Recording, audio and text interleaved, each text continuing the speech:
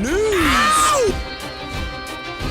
Okay, we'll start with this. Post from International Boxing News in reference to a match that is underway. Jones versus Levy for the British title. The British Boxing Board of Control have approved a request for Ebony Jones and Stevie Levy to clash for the British Super Bantamweight title. Jones versus Levy for the inaugural British Super Bantamweight title will happen on February 9th in Sheffield. What do we need to know? Unbeaten up-and-comer Ebony Jones was one of the very first fighters fighting under the Boxer banner after Matchroom and Sky Sports parted ways. Ebony Jones was one of the first, alongside Karis Artingstall and Carolyn Dubois, Natasha Jonas, who had crossed over. Lauren Price, Georgia O'Connor, Frazier Clark, Stephen Robinson. Ebony Jones was one among them, though over time you may have noticed that the people at Boxer have since trimmed the fat. Georgia O'Connor is not with them anymore, neither is Stevie Robinson, neither is Ebony Jones. Her very last fight earlier this year was on a small hall show, and she's going to be taking on Stevie Levy. Stevie, who sports a professional record of 9 wins with 2 losses, no draws, and no recorded knockouts, coming right off a loss to Poland's own Laura Grzeb. And that was earlier this year. Now she's going to be facing Ebony Jones early next year in February.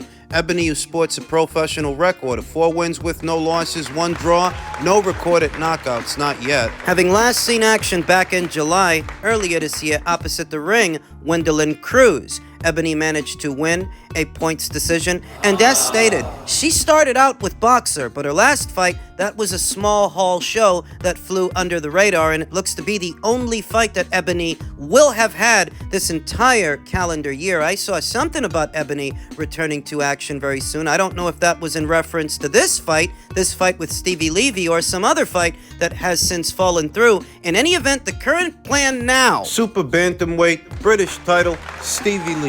Stevie Levy, who's been busy the last 2 years or so, she fought 3 times last year and 3 times this one, whereas Ebony Jones, in spite of having a higher ceiling and being a somewhat more talented fighter, she only fought once. So can Stevie Levy upset her? No, I don't think so. Here's why. Ebony Jones, younger fighter of the two, comes from the amateur background that Stevie Levy doesn't come from, the amateur background that Stevie doesn't have. Ebony Jones, the younger fighter of the two, mid-range to inside fighter, boxer, puncher, bouncing in and out of range, putting combinations together. She's aggressive, whereas Stevie Levy, and most of what you see from her, is largely experimental. That goes back to what I told you before, that Ebony Jones comes from the kind of amateur background that Stevie doesn't come from. Boxing for Stevie, which she started later on in life, is largely experimental. Very herky-jerky fighter that doesn't quite understand distance and spacing yet. And Ebony Jones does. You often hear it said that experience is the best teacher. And while Stevie Levy may have more pro experience or more pro bouts than Ebony Jones does, she's not actually more experienced than Ebony Jones. You have to factor in Ebony's amateur pedigree, her amateur background. That's what allows her to be the more developed fighter while having less pro fights than Stevie. If this is the first time you're seeing either fighter in action, you don't need to be Ray Arcel to make the distinction that Ebony is the more put-together fighter than Stevie Levy. There's a lot of nervous energy from Stevie Levy, a lot of movement for the sake of movement, herky-jerky movements that aren't quite purposeful. She doesn't understand distance as well as Ebony does. She doesn't know her range, her sweet spot. For what it's worth, Stevie Levy has something. There is some ability there, though in order to develop her, that would take more time than she actually has here and now. Thus, I favor Ebony Jones. Ebony's gonna win that British Super Bantamweight title. Until recently, Ebony was campaigning as a featherweight. Featherweight, that's 126 pounds. That's where Amanda Serrano has reigned as that division's undisputed champion for a while now. Thus, it seems that Ebony is now moving down to 122 pounds, where the world titles are split 4 ways between 4 champions. There are more opportunities there for Ebony, and it's just as deep, if not a deeper division than 126 is. 122 is pretty deep too. This fight between Ebony and Stevie It's not a situation where you have to overthink it. Ebony Jones is the logical choice. I see a situation where Stevie Levy's going to be open for a lot of Ebony's punches, a lot of Ebony's shots, and because she's bouncing back and forth, in and out, that's going to make it hard for Stevie to know when the punches are coming. Tack on that Stevie's not defensible, makes a lot of mistakes, those herky-jerky movements, leaning her head over her lead foot. She's in line for an overhand right from Ebony Jones. She likes to throw it. Against Stevie Levy, she's going to land it. I see a situation where Ebony Jones likely wins a points decision if she doesn't end up knocking out Stevie Levy. Stevie doesn't end up taking too much punishment. She's wide open for a lot of shots, a lot of punches, and while Ebony's not the biggest puncher per se, she is aggressive, she is mean-spirited, and she does throw combinations. She does put punches together. Going with Ebony Jones to win the match and become British Super Bantamweight Champion as she attempts to make a splash and integrate herself into that weight class. Ebony Jones is the logical choice to me. God bless Stevie Levy, but she's coming off a loss in her last fight, and I don't think she has what it takes to win this one. Men's flyweight news ahead of this weekend's big flyweight unification match. Sonny Edwards, IBF champion, says Bam Rodriguez is a great fighter, but he's not been in the ring with me yet. And he's quite right about that.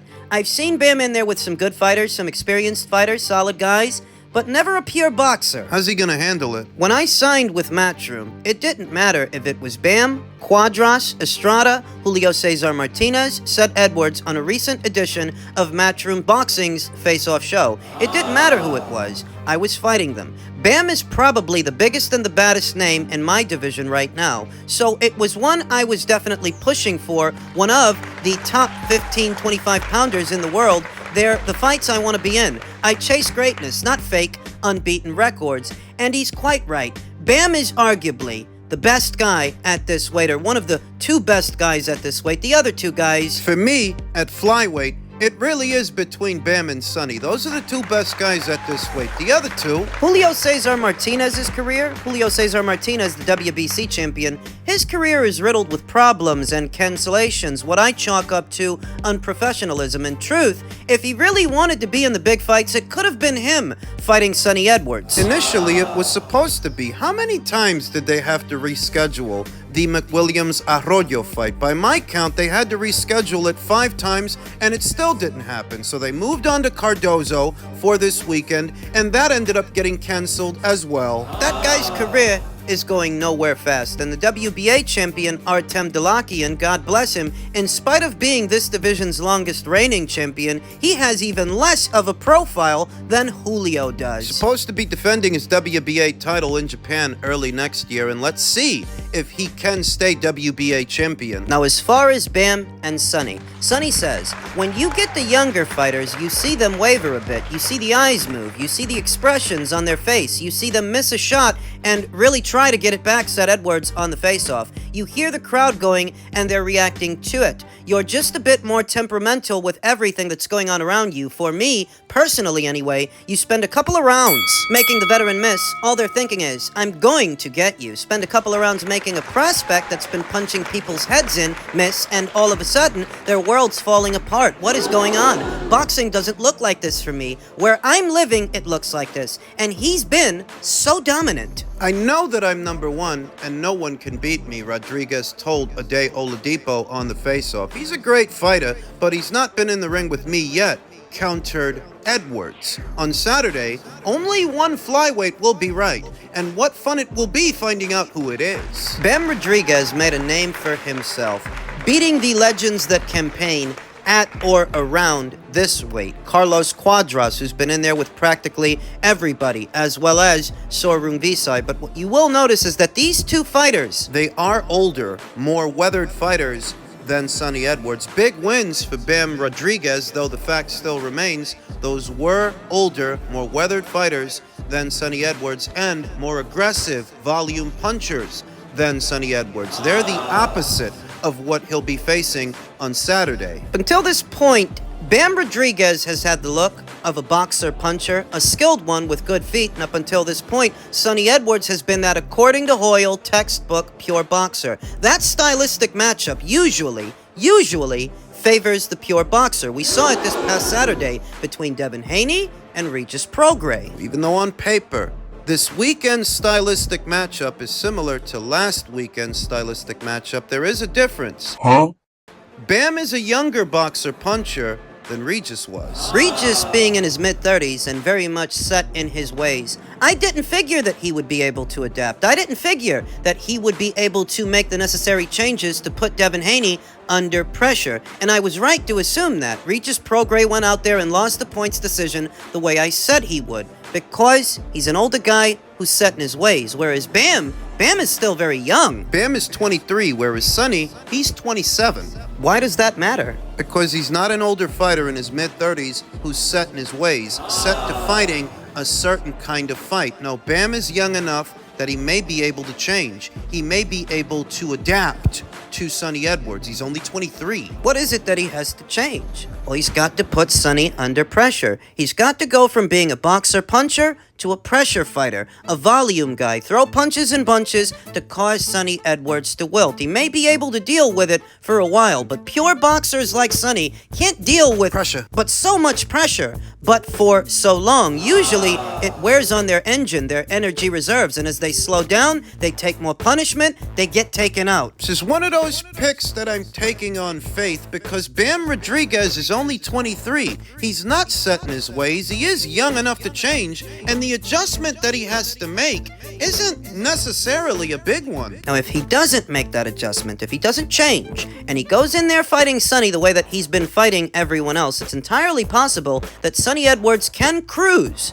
to a points decision, like Devin did last weekend. That's if Bam doesn't change, if he doesn't adjust. But if he does, and I think he's going to, I think he stops Sonny Edwards. I think Robert Garcia, Bam's trainer, and Bam himself know exactly what kind of fighter they have in front of them and what kind of fight Sonny is trying to fight. And I think they know how to remedy that situation. Pressure busts pipes, and pure boxers can't handle pressure, not for long extended periods of time. Bam is the stronger puncher. Bam's got power on his side. They both have speed, they both have mobility and freshness. They're both unbeaten fighters, unbeaten champions in their prime. But I feel that Bam has the one thing that Sonny doesn't have, and that's power. Knockout power. He's the best fighter, man. He's with them other cheaters at SNAC. Imagine having that logo on your got question marks all over your career. Imagine having the most systematic, historic cheater in world professional boxing as your nutritionist. That's crazy to me, as if you'd even have that logo on your shorts. And we know what you're doing after you weigh in as well. We know where you're going. We know you're struggling for weight. Yeah. If we put someone outside their hotel room, he won't make it to the ring. Why? Because he needs a doctor to come in and put something in his veins. There we go.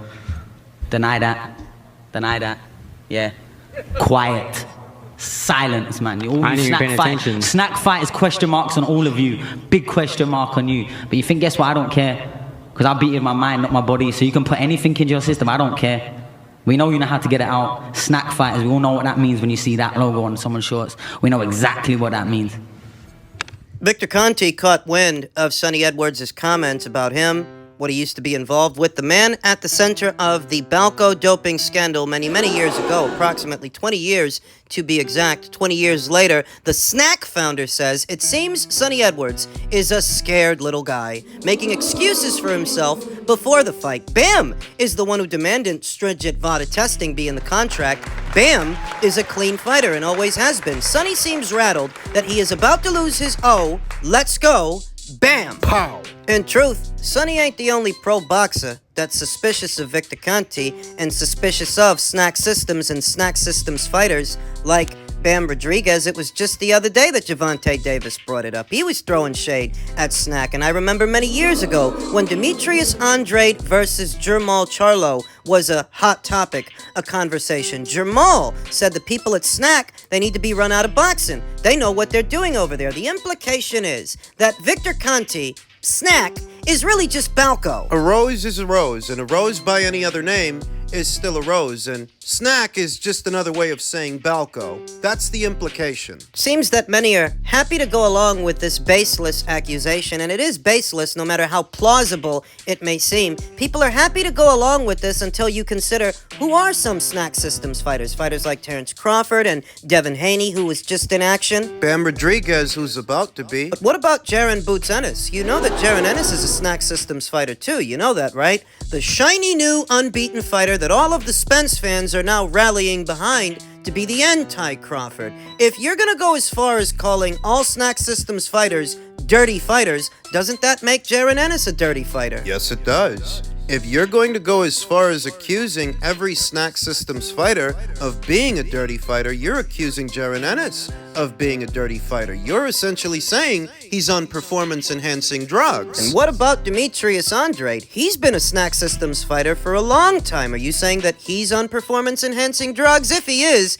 he needs better ones, because he got the crap kicked out of him by David Benavidez, who isn't a SNAC Systems fighter. Well, David's with Guru Science. That ain't no better. He's got the same kind of reputation that Victor has. I'm talking about Memo Heredia and his infamous Memo Shakes. The older boxing fans will remember Memo Heredia and that reference. There's reason enough to be suspicious of a lot of people in the sport of boxing, as the doping issue as time passes appears to be more widespread than previously thought. So I can understand the suspicions that some people might have, but for Sonny Edwards to say this about Bam after he's already signed on to fight him, it does kind of read like nerves. In fairness, Sonny Edwards didn't start beating the drum about doping in the sport of boxing all of a sudden. He's been doing this for a long time, at least 2 to 3 years by my count. Sonny Edwards has been talking about doping in the sport of boxing for a long time, though I do feel like this is the first time